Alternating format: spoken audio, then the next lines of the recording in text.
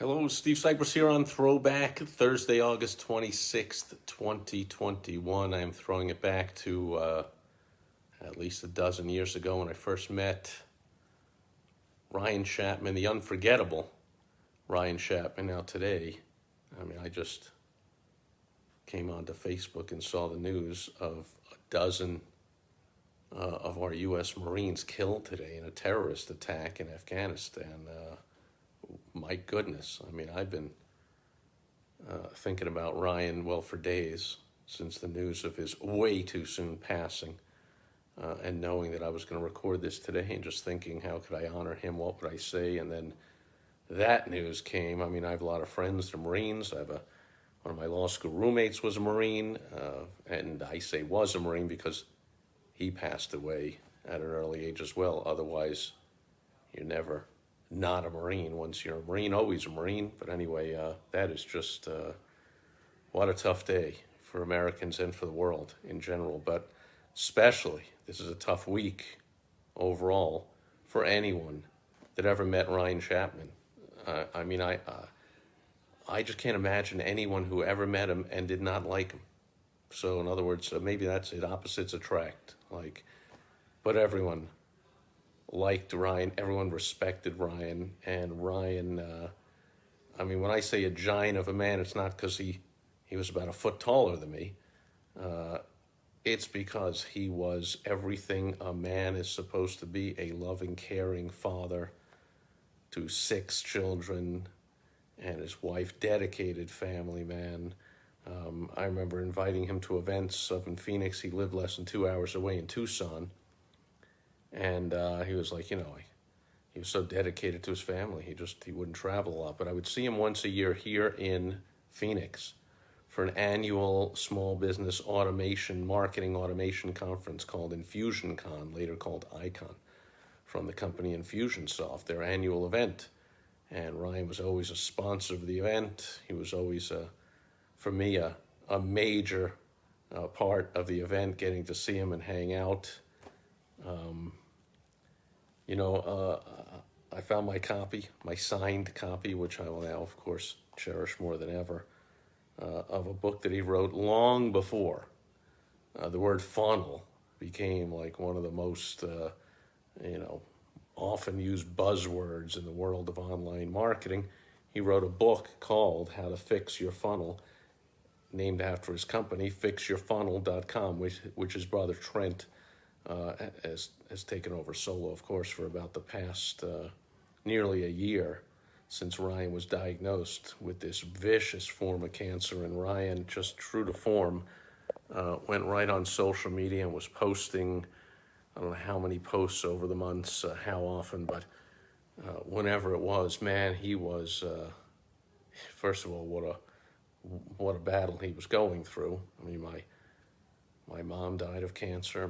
My father-in-law died of cancer. My dad had cancer. I'm sure we all know somebody with cancer. Well, Ryan really had it bad, but there were times that, he would just write posts that, took 10, 20 minutes to read, and I'm a fast reader, so who knows how long it took him to write. So hopefully it was cathartic to him to share and connect, and I'm sure that I'm not the only one. All of us that knew and loved Ryan loved the fact that he brought us into his journey like that, as tough as it was.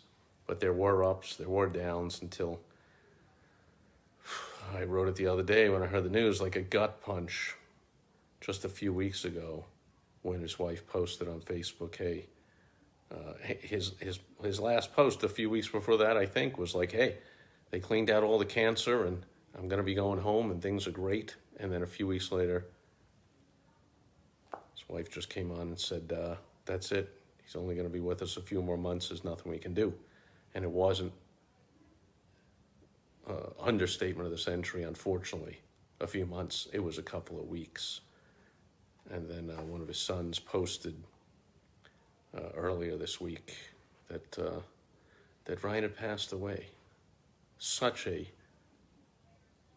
young, vibrant man with so much more to give, so much more to live.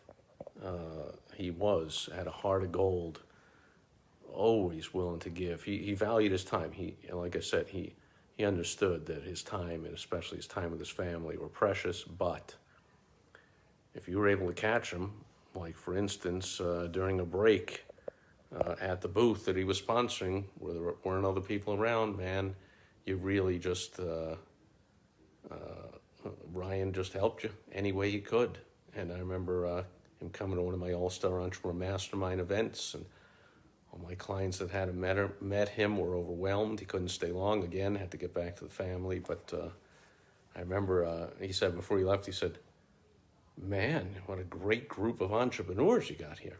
I was like, "Well, of course they're my clients. They're great, but I take that for granted. My clients are awesome. I love them." But to hear that from Ryan, that was I don't think I ever told any of them that. But what a compliment, because Ryan, a phenomenal entrepreneur, multiple successful companies, and helping hundreds, if not thousands, of entrepreneurs have tremendous success. Never anything unethical, furthest from it. Nothing smarmy or slick or BS. No, not salesy and fake and tricks and black hat and tactics and all that nonsense. Just solid business advice and strategy. He would listen to someone's situation and he would offer his advice. I've read over I got some behind me. I've read over 1,000 books on sales, marketing, and advertising. This is one of the few. I actually ran a seminar on this book. It's tiny, but that's because that's who Ryan was. It's not filled with a lot of fluff. There's no BS or fluff in here. There wasn't any BS or fluff in Ryan. Just a genuine, just a fantastic man. What a robbery that he was taken from the world this soon. Good news is his legacy will continue to live on. His book, his company, all the people he's touched and he's helped, his family, all of his friends.